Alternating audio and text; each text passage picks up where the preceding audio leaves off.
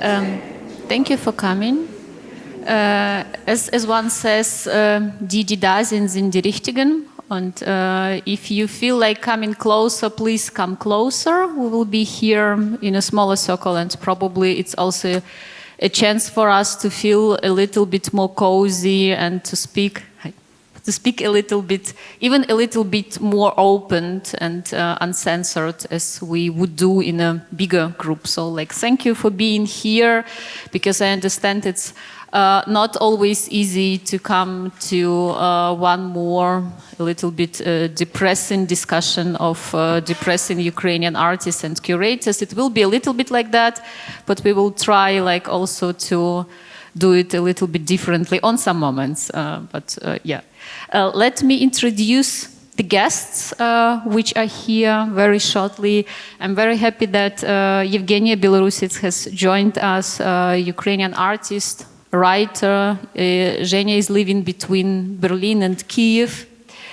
Bohdan Bunchak, Ukrainian artist and veteran, lives currently between Kiev and Lviv, more or less. And Vova Vorotniov, Ukrainian artist, lives currently in Berlin, and here in Biennale you can see the works of Vova and Bohdan. They are also participating in the show. And unfortunately you cannot see the works of Zhenya, but this happened like that this time. And we will be speaking, as you can see here, about a pretty tricky connection of mental maps and landscapes, which are poisoned sometimes, and where we lose these connections to the landscapes. And actually, landscapes, they are a big topic in this exhibition. If you already had a chance to walk through and to look through different works, you could have seen that artists are often somehow referring to the landscapes or trying to have some kind of dialogues with them. And sometimes it even seems that the artists are trying to ask what the landscapes are thinking about that, like trying to refer to the landscape as to a discussion partner, in a way, in this situation, in this existential situation, and trying to see what do the landscape reveal. Are they revealing the answers to this question?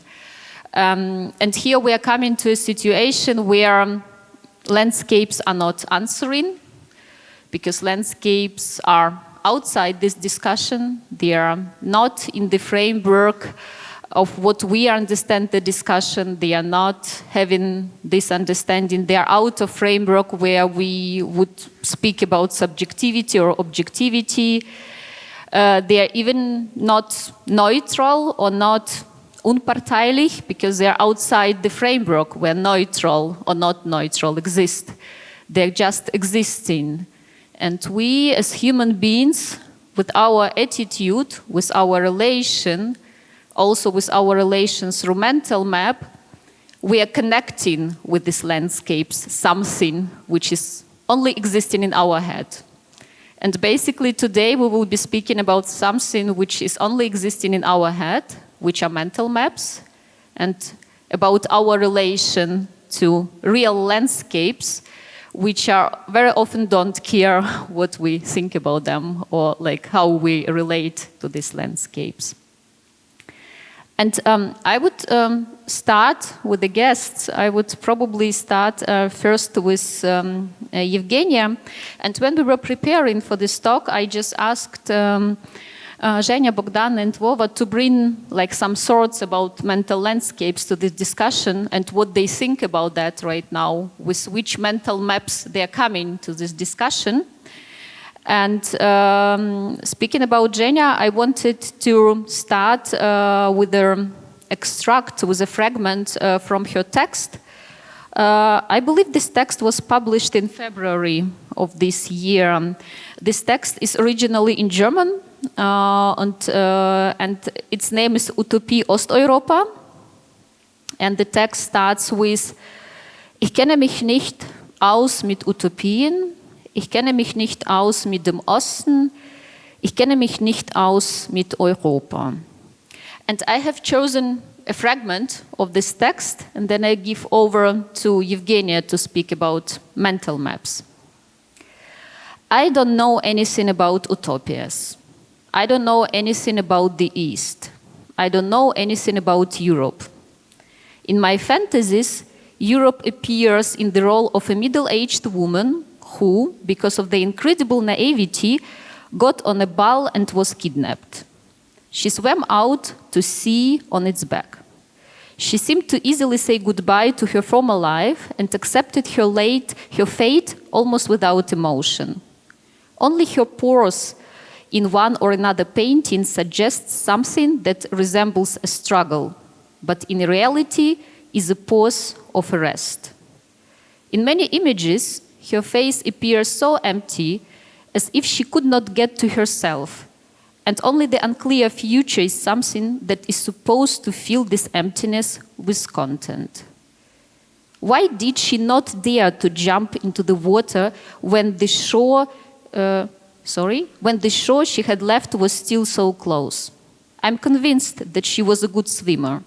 Otherwise, she would have panicked greatly on the back of the bowl. Nevertheless, there remains an ambiguity about the place, and this is precisely an essential part of this myth. The spatial emptiness of the sea, the uncertainty about where the bowl is swimming to, is unsettling. In Titian's painting on the same title, only the bowl's gaze is directly to the viewer, becoming the only source of stability in a composition in which all other bodies are set in a confusing movement. Eastern Europe, a hunch flashes through my mind, would not allow all of this. It would provide a direction, even if the starting point remained completely unclear. At the same time, it is difficult to decide where one lives in Europe or outside of Europe. Everything becomes blurred and unclear when I try to imagine the borders of Europe or Eastern Europe. It was a pretty long fragment, but on that I would give over to you, Zhenya, and just to ask you like this super general question, which mental maps or which mental map are you bringing today to this discussion, and which thoughts do you want to share on this? Thank you very much. Is it working? Yes, it is. Thank you very much for inviting me, and thank you very much for quotation and this question. Great to see you all. I think I'm bringing, if you ask it that way, I'm bringing the destroyed, exploded mental map. There is no map anymore in my head that is clearly showing any borders.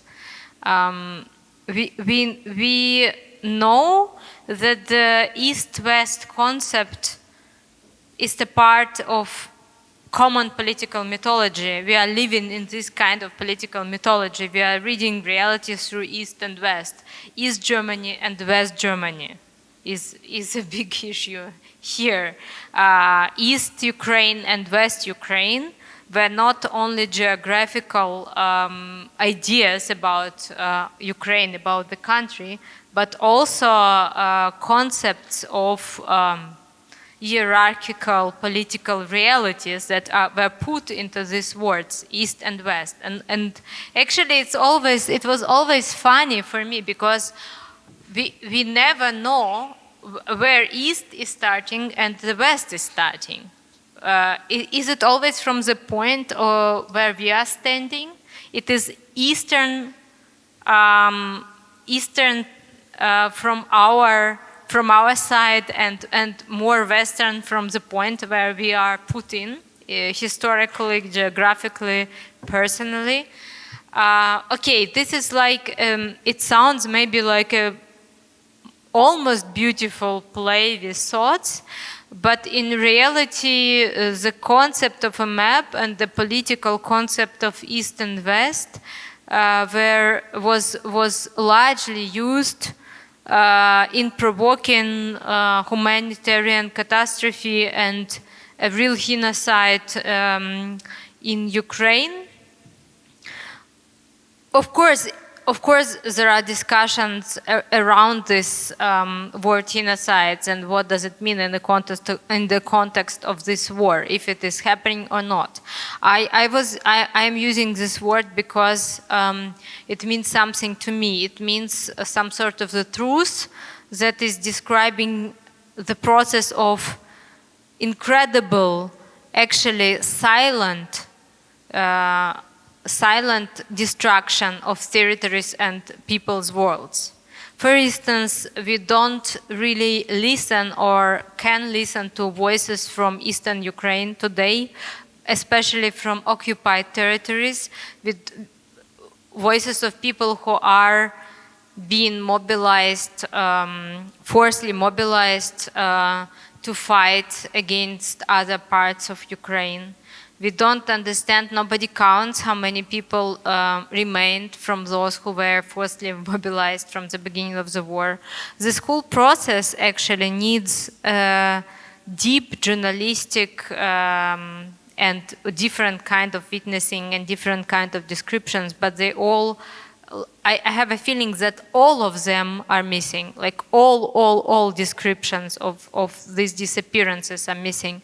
And therefore, we are even starting to live in an imaginary world where this disappearance starting to get more and more abstract, like abstract idea that some men, in plural, were mobilized with some force, maybe with some torture, and they were tortured so intensively.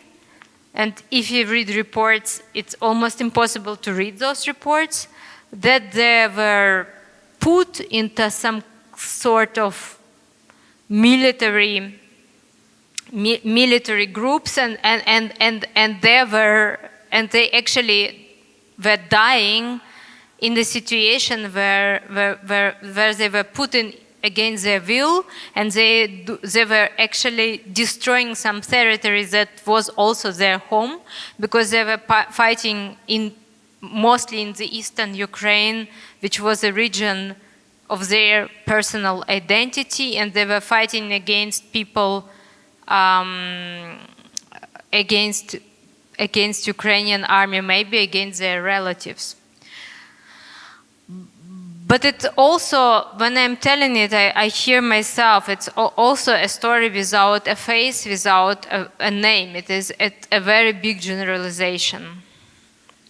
And we are living in this generalization where in generalization, face of person is disappearing.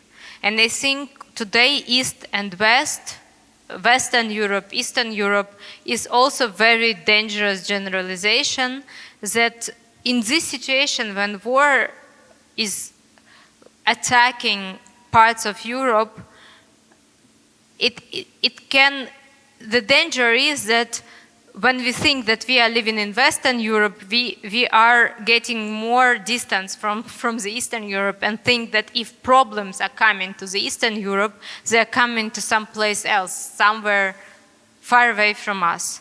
And that is the danger, that this imaginative geography is creating some sort of more and less safe spaces and more and less your own places you are associating yourself with.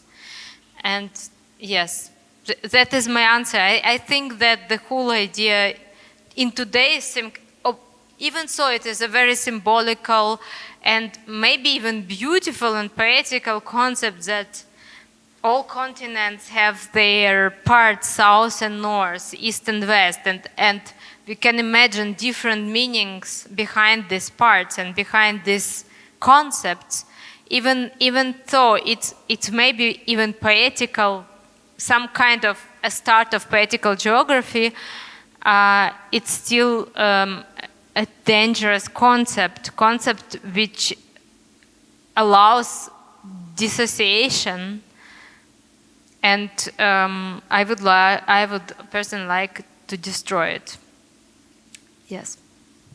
Thank you. imaginary geography. I will take it probably to some of the next questions. And now I was a little bit like listening to you and watching all of the time what is happening there on the screen. It's like also a very interesting experience. But speaking about East and West, thank you for bringing up this category.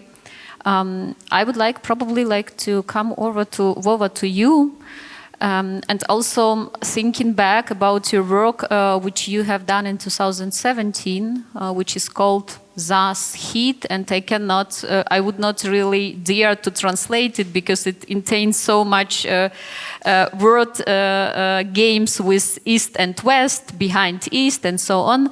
But nevertheless, like in frames of this work, it was in 2017, you walked from Western Ukraine to Eastern Ukraine, from from one city where miners are living to another city where miners are living, which is formed around mines and which are probably much more similar than we can imagine. It took you 1 month to do it, and then I was reading a lot about these works, and it was also described in different ways. It was also described in a way to connect or to sew together East and West of Ukraine. You also have written, okay, this was a kind of learning journey, a radical learning experience. And back then it was still possible to go to Lysychansk, to the most eastern area where you walked to. Now it's unfortunately impossible. Thinking about that, and also thinking about your migration experience during last year or last 2 years, which mental map are you bringing with you, and what are your thoughts on mental maps right now, on this imaginary geography, what Yevgenia was telling about? Does it work? Yeah, so in 2017 I made this project called in Ukrainian language Zas Heat, which is like a Wordspiel, like the jeu de mots, which is Zas Heat, because in Ukrainian language, actually, these geographical directions, they are actually etymologically they are connected with moving. Like heat means like tsuk or something, like kind of walking. So Zas Heat, it's like and Heat, it's like the trajectory of the sun. So like. But also, I do agree with my fresh reply that Zhenya told about this. That East and West, these just geographical directions. They are charged with some. We are charged with ideology, with some stereotypes. For instance, and I had it from my childhood because I grew up in Galician in Western Ukraine, and I was somehow I've absorbed these stereotypes about the so-called East, that it's kind of it's something like barbarian or something, So the more Western you are, the more you're closer to civilization or something. In fact, and throughout the 90s and the early 2000s, we lived in Ukraine in this situation of demonizing of Donbas people of the East, that they are pro-Russian or pro-totalitarian, nostalgic about something, about the past, and also absolutely wrong stereotype about the Western Ukraine as something progressive, which is absolutely not. And so my idea was actually to make this journey from my hometown in Galician in Western Ukraine on the Polish border, where actually this city is a mixture of a Soviet town, because it was founded only in 1951, and it was the last territory joined to Soviet Union, and so it was the extreme West. I mean, geographically, but at the same time it was absolutely Soviet in this entire area, in this cultural background, because Galicia is very traditional, conservative, and with the heritage of the Austrian Empire and Poland, but this city was completely Soviet. And so my point was to actually to experiment with these directions, so to walk with a piece of coal from my hometown, a mining city, to Donbas, to the city of Lysychansk. And Lysychansk is a city it's called a cradle, like a lullaby of Donbass. It was the first mine was like founded there in the 18th century, I think. So this route was like experiment, like for me to discover, and even here I'm like in Bohdan Biennale, I work with the like mining topic somehow. So for me it was like to check, like to experiment, like what's like to like not to break the myth, but like to learn something from this route. And actually, when after the project, I started to realize what is the word for this.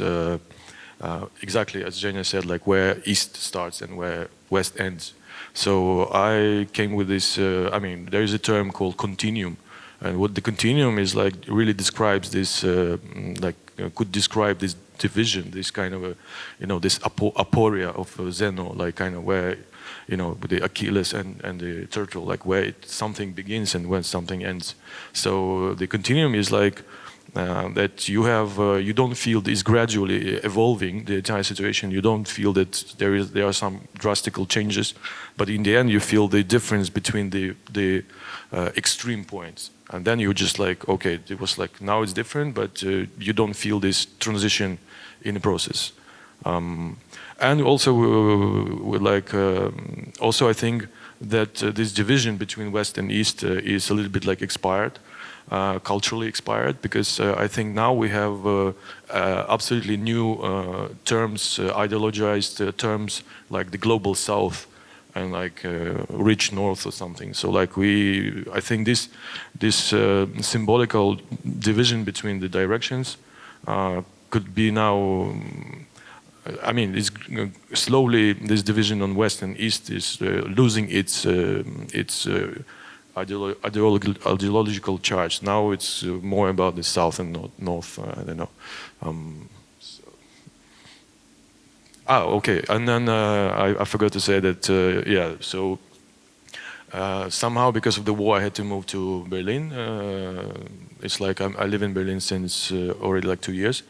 And in Berlin, you cannot avoid this division on West and East because, like, if in Ukraine we lived in this dichotomy, the dichotomy between East and West, then in Berlin is just still kind of reminds me that there is East and West, like East Berlin and West Berlin. Yeah, and then also this was not my kind of a choice. It's only because of the war. So. The thing is, like, also I use my psychogeographical practices to adjust myself to this city and to accept it, because I don't really like it, and so I gradually need to sew myself into the landscape and somehow to accept it. And I have like my mental map in like that. Sometimes I take a journey, like I take a walk away longer than the shorter one. Just because I don't like there. I mean, I don't like it there. So that's why I take a longer trip just to avoid some elements of the city I dislike. I like how you told it about sewing myself into landscape, like through walking practices or through presence practices. This is basically what you have done in your work. And I was also thinking, while you were speaking about that, like, of course, like it's very banal that the mental maps are not corresponding with geopolitical maps. They're rather corresponding with something what we have experienced, where we have been, where we have this connection to, and like also working with this experience to see more places can also make our mental maps like wider, and also probably question East and West and other categories a little bit more than not doing that. It's a very banal thing, but I just was thinking about that while you were speaking about sewing yourself, and I was just very verbally seeing it, like imagining it in my head.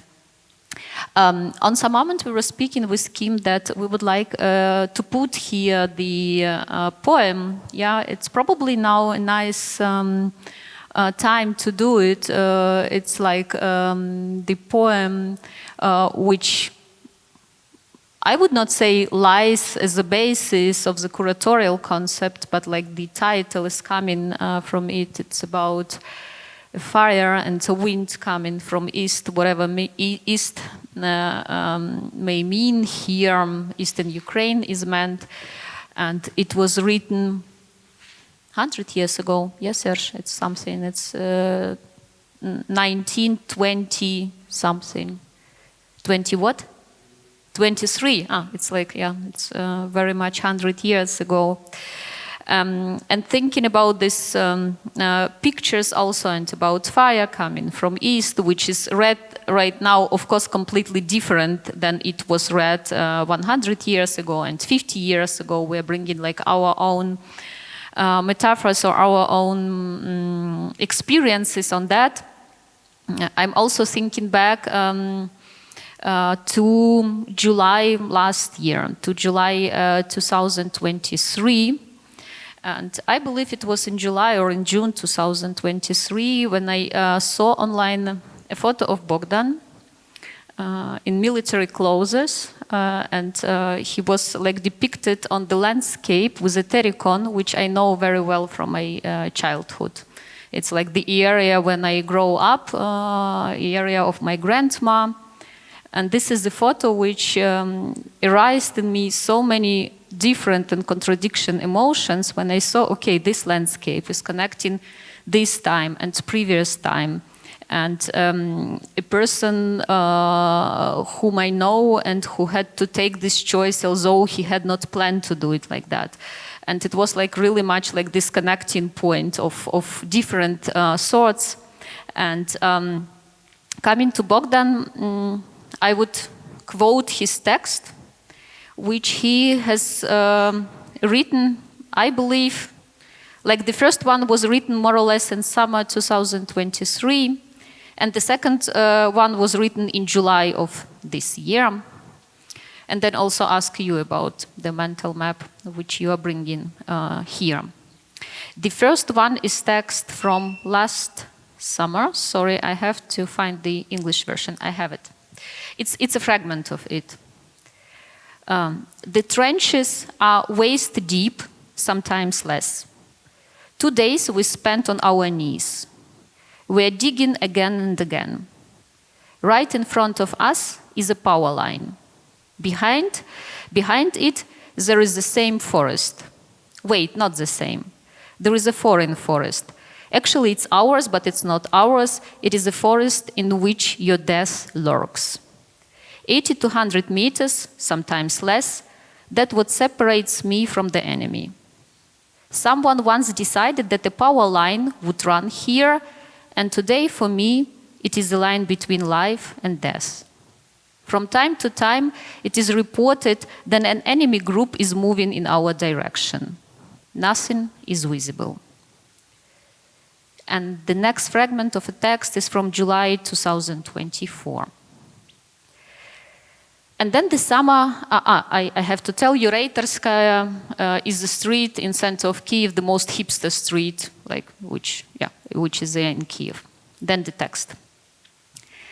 And then the summer wind will blow, and you will feel the smell of a corpse. And right here on Reiterska, and you will cry, which will be the best option, or you will be frozen, your fist will be clenched, you will forget where you are and what is happening, you will fall into a stupor and start shaking like a kitten. And God forbid, someone will look at you the wrong way or touch you the wrong way. Oh no. And then somewhere, someone from abroad will say, I'm an international curator or an artist, I can see the whole picture from here in its integrity. So, corruption, violation of rights, chaos. Oh my God, everybody is suffering. But did you see Kharkiv? And did you see Chersonesus? There is now an art school for children, and God knows what else. Yeah, which mental map? It's after this pretty hard text. Which mental map are you bringing with you, and which thoughts would you like to share? Yeah, thank you so much for being here and for inviting me for this Biennale and also for this discussion. So I would start probably from the moment of this separation, kind of false separation of East and West. For me, like in the meanings of Ukrainian politics and history of Ukraine, is probably the idea from 2004 or 3, and it's basically the Russian propaganda. I think so, creating the situation when the country is divided for some separated region, to increase the tension, to increase this situation where everyone is start to look in like divide and conquer, is like really simple way. And then Russia promote this idea through a lot of like infiltrated politician in Ukraine in early 2000 and so on and so forth, before the Orange Revolution. So for me, there is the talk not about like East and West, but I disagree with Zhenya about the borders. I mean, for me, it's clearly the borders, and it's not only the national borders of Ukraine, but the line of combat area. You know, this you constantly feel it also in the text, like this line, power line, at that moment, war, just a place where on this side of the forest you can move freely in a way, not completely, but there is the danger everywhere. But on the other side, you're, I know, neither the dead one or captured or something like that. So these borders exist, and these borders are violent, and these borders are the distinguished like difference between your life and death. So also about the forest. Oh, sorry, I will switch to this mental map just a little bit. You can do the forest. I will go with forest afterwards. So what I think about the mental mapping, it's for me, it's not only about the space, but also about the time. And such great event as a full-scale invasion, unfortunately,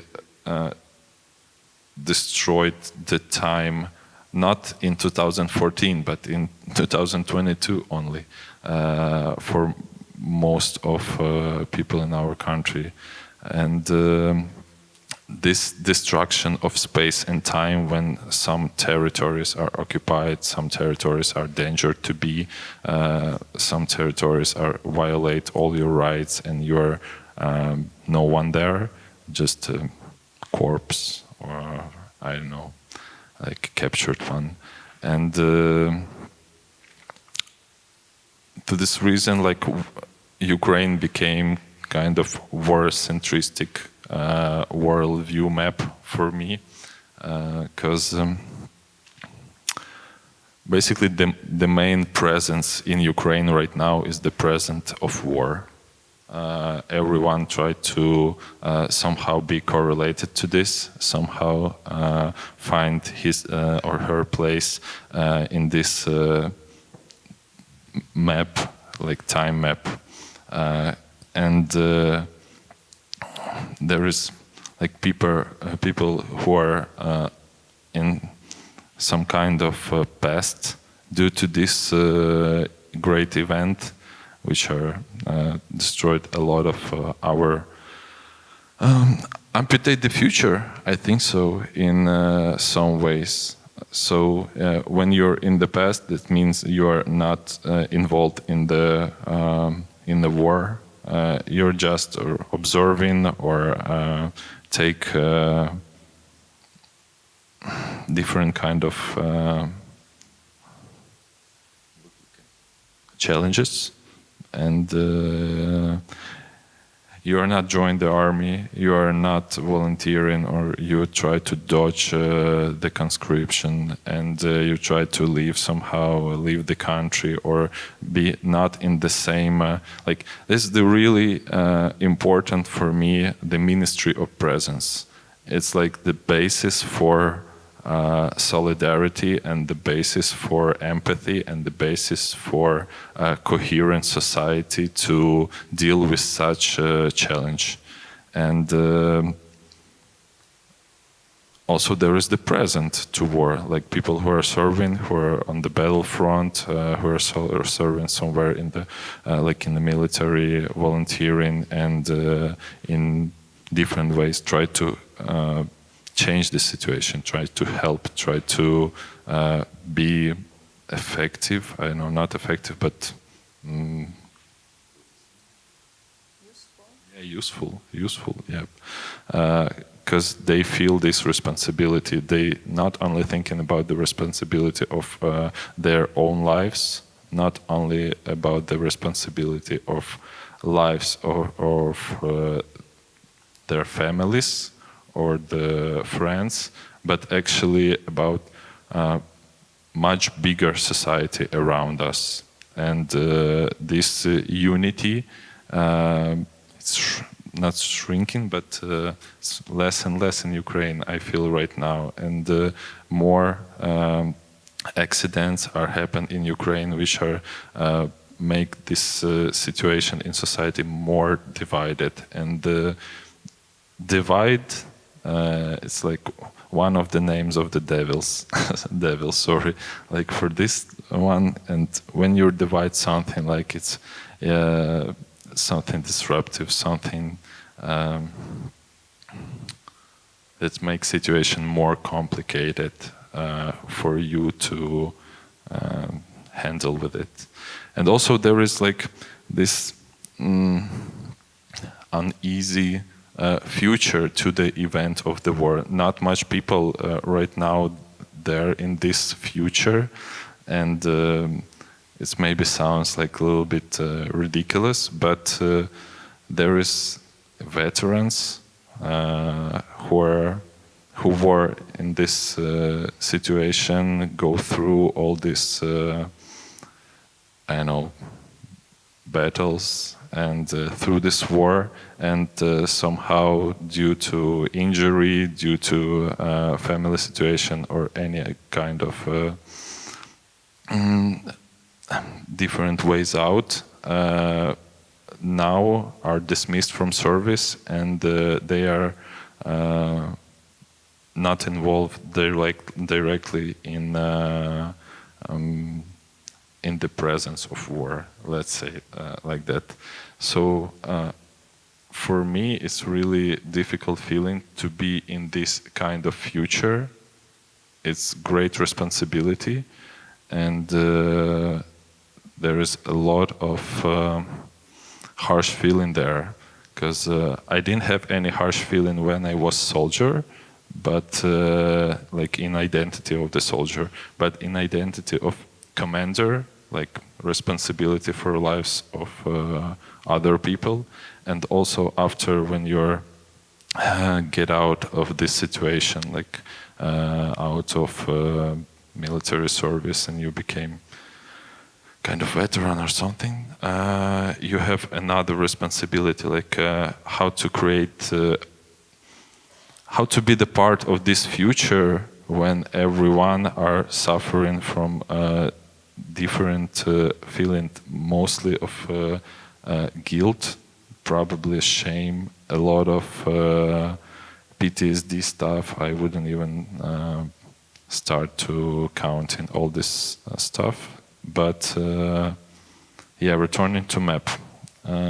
So there is really diverse situation, but basically we can put them in this three phase for me, because like we have society who are war-centric, and the presence is the war, and the actual combat area, the place where are people fighting for their rights to be what they want to be, and there is the past and this small part of the future from where I'm talking right now.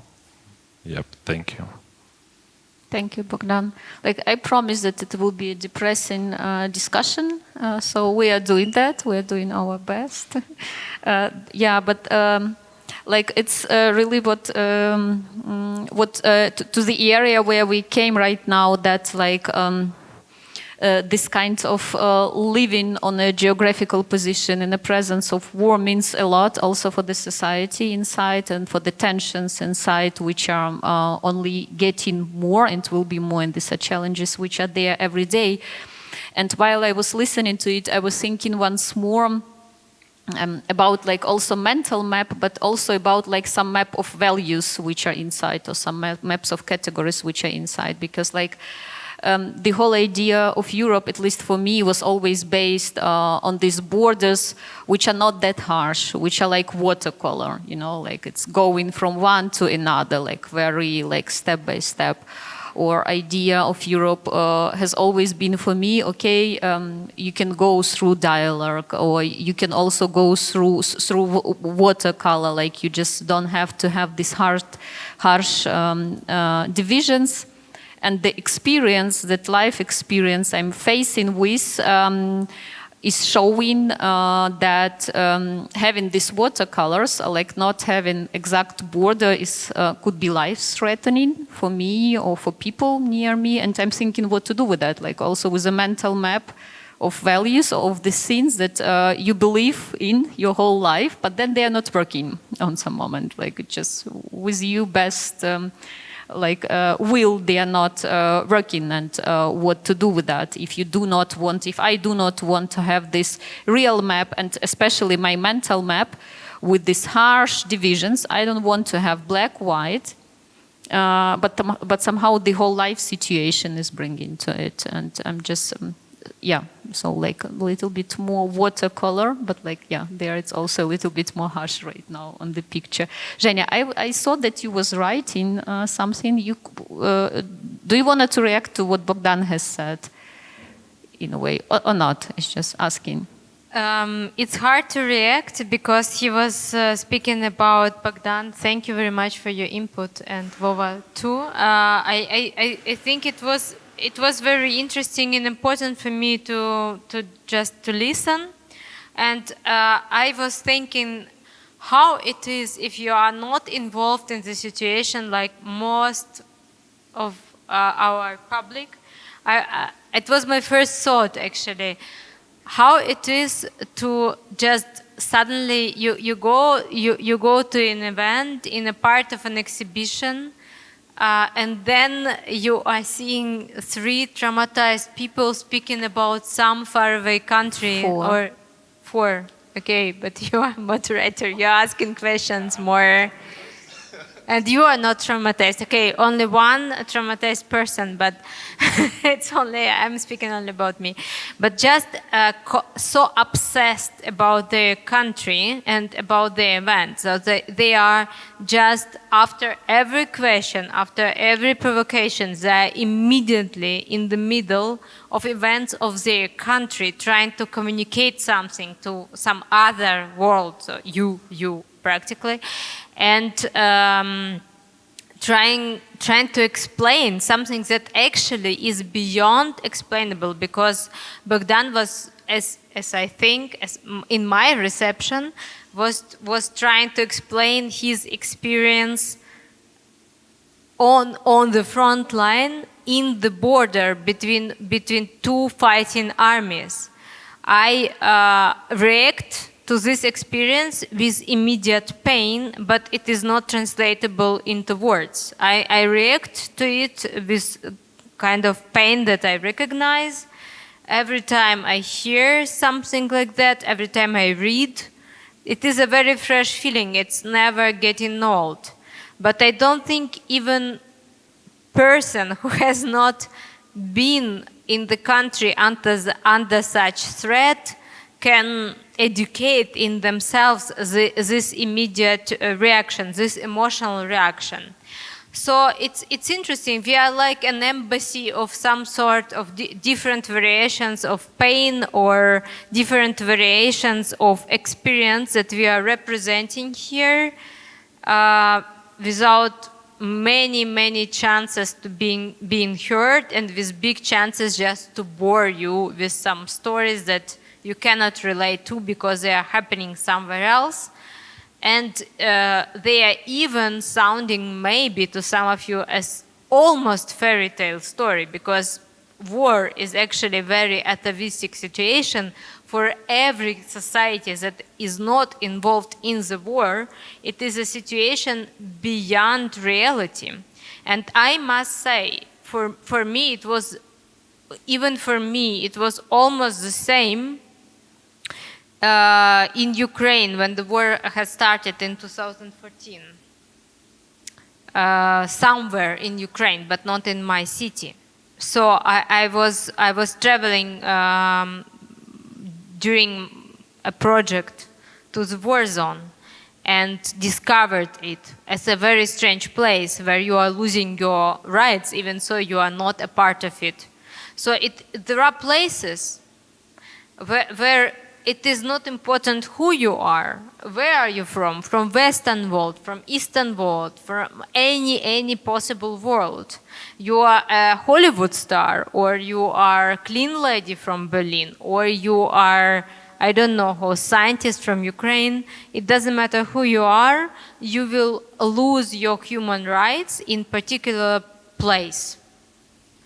You will lose your basic right to remain alive only because you are put in some place, because you have traveled or you are traveling to some place. And I think we are in a very dangerous situation right now where these places are multiplying, and they are multiplying around Europe actually, in the situation of mental map of Europe. Like Ukraine is almost a Europe, Israel is almost a Europe in imaginative.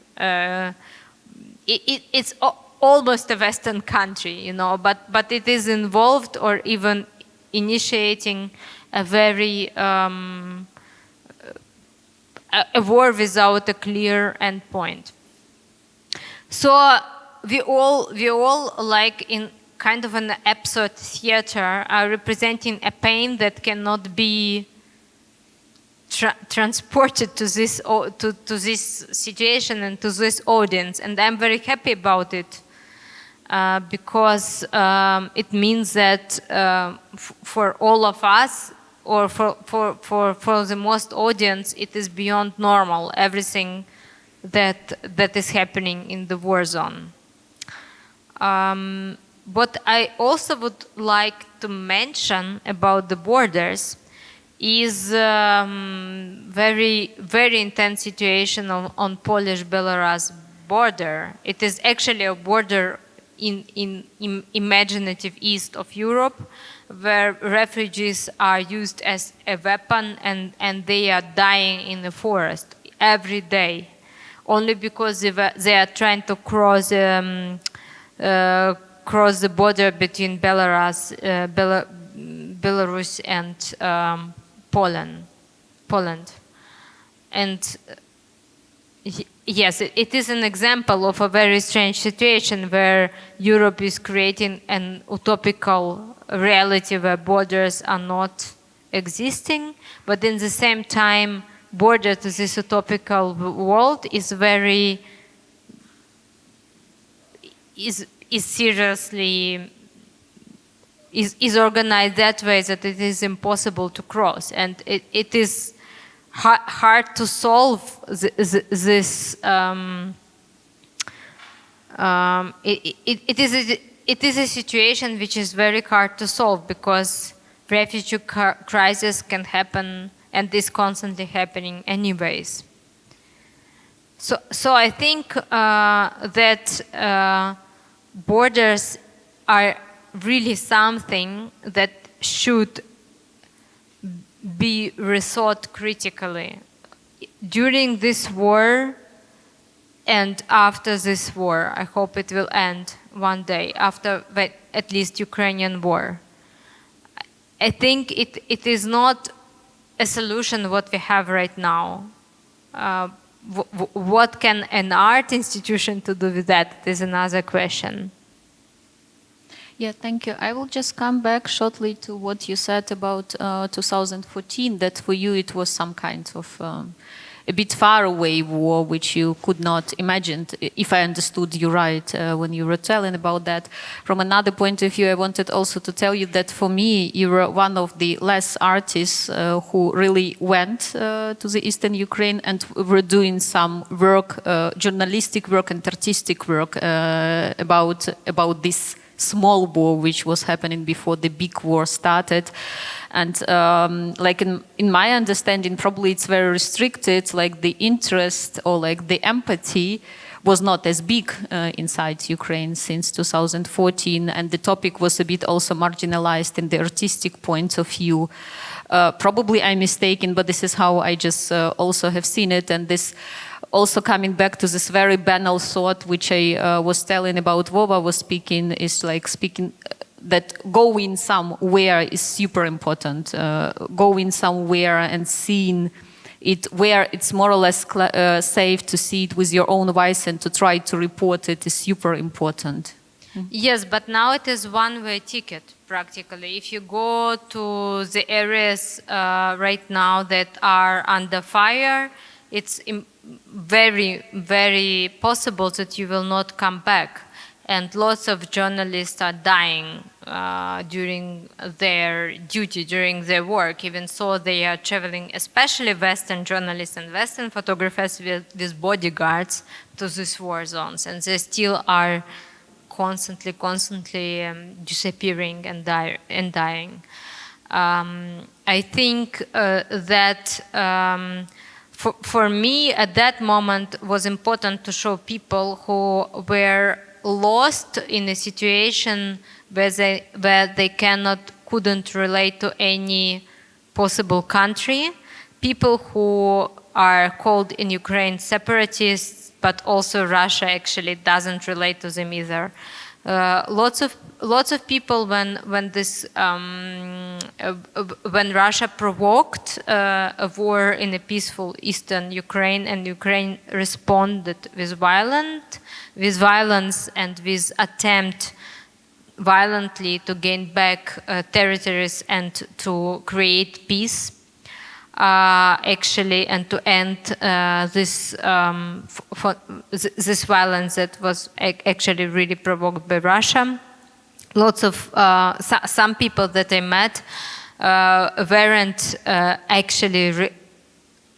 actually seeing this step that Ukrainian government was doing to protect country as positive or constructive, and for them it was never clear which bullet or which rocket destroyed their home, and they could never forgive. They could never forgive any country that was connected to the violent situation. And I must admit, these people are maybe these voices that I constantly hear in my head and people that I meet at that moment are maybe most important voices for me even right now. People who are not relating to any country, that are relating just only to values, and for them the most important value is peace, and the idea that somebody is just using in a peaceful situation, in a peaceful city, using artillery or any weapon is absurd and beyond any possible ways to create any possible solidarity. So they wish not to be associated and not to be related and not to touch any concept of any national state or idea, and their confusion, and also their just changing their mind because actually they were trapped between two countries as Ukrainians who were living so close to Russian borders. They felt trapped between themselves. They felt themselves trapped between two countries. And their position is still, it's absurd because I cannot meet them anymore. Maybe I speak with some of them sometimes because some of women could leave these cities or places, and now they're refugees in Ukraine or besides Ukraine. But their voices and their critical position and their unacceptance of any kind of military violence is still so important for me that I'm sometimes forcing myself to see reality through their eyes. And I still think and hope that this view is actually most productive and can help us to solve this unsolvable situation that is just prolonging itself from day to day, from week to week, from month to month. And now we see some experts that are in big newspapers or big news agencies interpreting how war will be developed in the next 3 years, 4 years, 5 years, as if it is some kind of political process we are facing. It's not a kind of any normality. And this view of peaceful, interrupted life is, I think, one of the most important.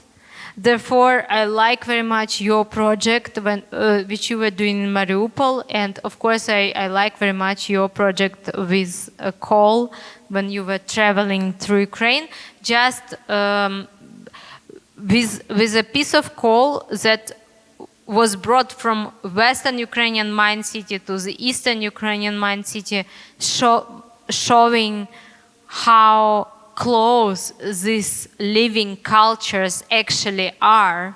There are, one is called Western Ukrainian mine, another is called Eastern Ukrainian mine, and they were loaded with ideological, political ideas that were put in them through just official ideology or political reading of Ukrainian map, but through this bringing of this material of production, you were showing practically that it is almost actually close reality, that the reality of a life and challenges in these cities are very close. So I think it's very important. And your project, Bohdan, actually was it was first work of him that I have seen.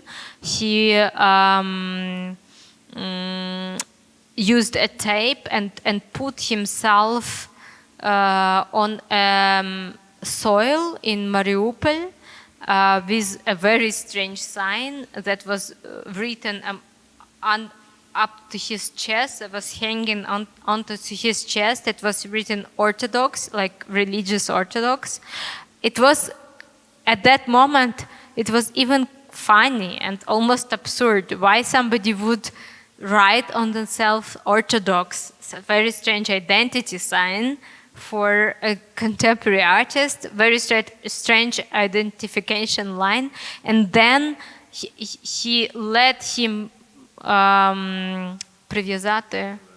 He was just wrapped to a soil. Yeah, and passengers were passing by, and lots of people were passing by, and the idea was that somebody should help you and relieve you, but nobody was really helping you. The idea was the pillar of shame. There is such a tradition of like European also tradition to punish people who are somehow violate the law or something, and they were wrapped and put it like in the squares of the cities to these pillars for some times for public shame or something like that. I want to respond just a little bit, if you don't mind. So I think there is no such thing like the vacuum of power or influence So even if people on the ground, like civilians and so on and so forth, they hope they will be somehow live a peaceful life without any kind of hierarchical order or a country or any kind of entity who are about them. I think it doesn't work like that, and it's obviously worse for me when you are on the front line, because when you're stepping away from some territory, almost immediately, like in few hours or few days, this territory are taken by opposite side, like the enemies or something. So Of course, but yeah, it is happening only during the war. Don't forget it. we have war right now. We have war right now since 2014, and we are in this situation when we are obviously in this situation where we should fight. Thank you. I will leave it like that. And I will ask you for the comments. Could be also not questions. You can just share something what you would like also to share, joining our circle of 4 people. Vova, if you would like to share something, and you can also think about any kind of, even not questions, but also sharings. I would like a couple of words. Like I don't really want to sound like complaining or something, but somehow this. But I need to like this mental situation is important for me. So like I grew up in during perestroika times and. In the isolated country called Soviet Union. So I was just, I remember when I just shared my like dreams with my uncle, and he said like, I want to go to Paris. And he said like, come on, it would never happen. So, but it did happen, like kind of, 10 or 15 years later.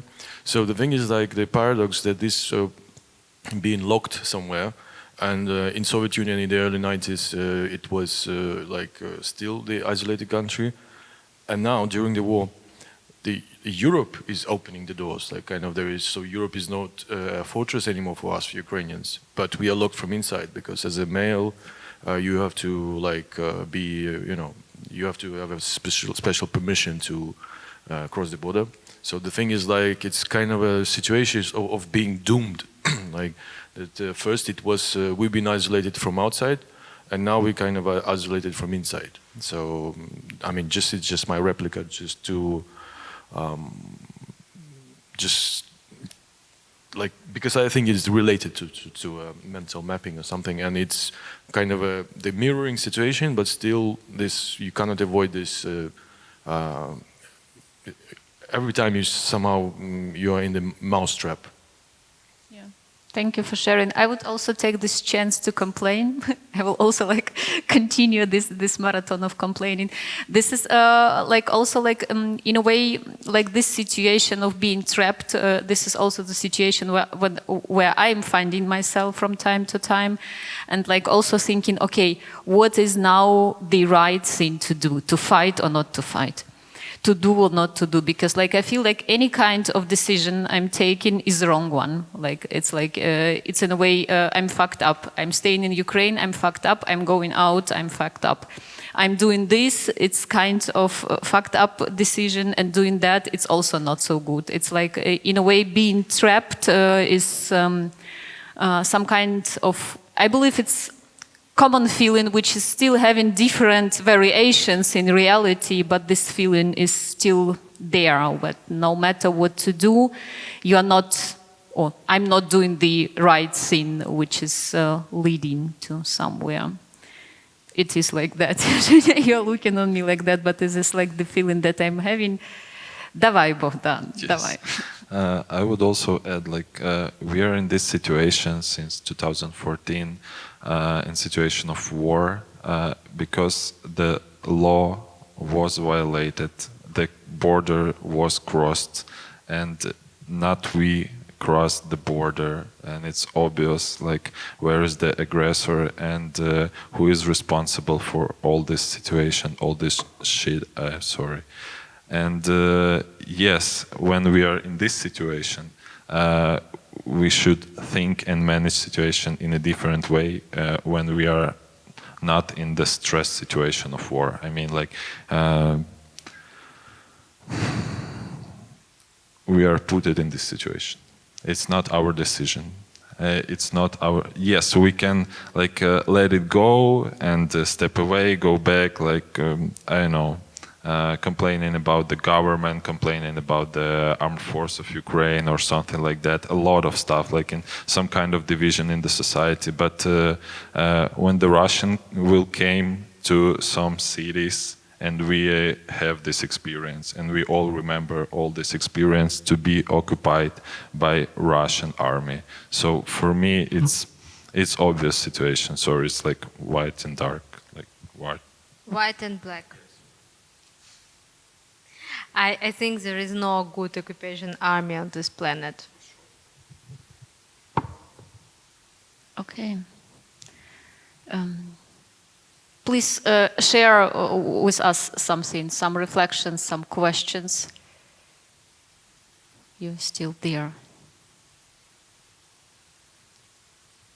Well, I was saying that we as an audience, mostly German, listen to Ukrainian perspective and why we should do that. And I mean, of course, there's this debate of the how and how quick and which way Ukraine should become part of the European Union, while we are speaking about front lines and forms of isolation. How you think how Ukrainian, or how you would describe your perspective on that is ambivalence of speaking about becoming part of the European Union while feeling isolated and cannot coming back. I mean, it's really tough for me to get this together in a Ukrainian perspective. Yes. I'm just thinking about your question. Yeah. Mm-hmm. I think it's really diverse perspective, but just to get a better feeling than German, somewhat how it can feel like being that situation. How does it feel like, the idea of being a member of European Union, or is it right now in this situation? I've Between like feeling European, I think this unites us anyway, but I mean, political point. It's very important. It's just my comment, my subjective comment, not to think that any person who is speaking from any podium can give you Ukrainian perspective. They can give you only their own personal perspective. I said that it's probably diverse. But I think that's a problem of this whole war, because Ukraine is always represented by some people who are used to represent. And lots of people in Ukraine, in different situations, they don't have even the possibility to represent their view, to think, to speak about their doubts, to make it public. When I'm traveling through Ukraine, I hear different views and hear different and important sometimes thoughts and critical thoughts. And I hope one day, my only hope, that one day we would hear more voices. And it would be not like Ukrainian position that it is clear, but lots of different voices that we hear and we are dealing with, like in any country. That's important. It's only the only thing that I would love to say, because I don't think there is a clear answer to your question. I think lots of people, Europe is really imaginative concept, and lots of people project different ideas to what is Europe. And in Ukraine, of course, it's the same case. Lots of people, a person who is calling himself or herself European, and another person with the same identity, imaginative identity, they could have completely different political views and views on the situation, and even ideas about Europe. Like here, one person is voting for right-wing party with absolutely idea that it is the best future for Europe, and another person is voting for trying to vote for some liberal leftist ideas and more democracy and freedom of speech. That is a dilemma. So I think that being part of European Union would be great for Ukraine only in a case when it would be a necessity for Ukraine to adopt European human rights strategy and to be forced to practice it. That would be, in my personal opinion, great for my country. It would really change Ukrainian political system and make it more and more human and more just good for all people who are living there. I am, of course, speaking about peace moment of life. Can it change Russians and Russian politics on Ukraine? I'm speaking about Ukraine and not Russians. We are bordering with this country, which have like damaged a lot of our history, make a lot of great tragedies in Ukraine and so on. And I feel like not if, but when Russian will go to the Baltics or make in violation in the Suwalki Gap or something like that, at that point, like what would Europeans will say on this when the peace and international law and international border are violated? My position on integration to European Union is approximately like that. It was a nice illustration. I will tell you, like from my working experience, because I cooperate also with the Ministry of Culture on adopting European legislation in terms of culture, also adopting the memorandums about diversity of languages and so on. This is something what I do also professionally, but I do this in the interruptions of news that my super close colleague is mobilized and now I have to do the half of his job or like the whole job, and this is happening during 2 weeks, like he has done it voluntarily, but still it happening. And then I do this work, you know, like this work of working with legislation and so on. And there is something else happening also on the front line. And this is in a way, probably I think like, thank you for that, because it was for me now a super great illustration of the everyday routine that, for example, I'm working in when I'm working also on such questions, yeah. Also, I would like to add that for me, this European Union, wherever, like this isolation situation in Ukraine is more like a bureaucratic nuisance, something which is annoying, but not fundamental. Because I also like it to consider yourself as a European or Ukrainian. It really depends on the perspective. For instance, if you are talking in the more global context.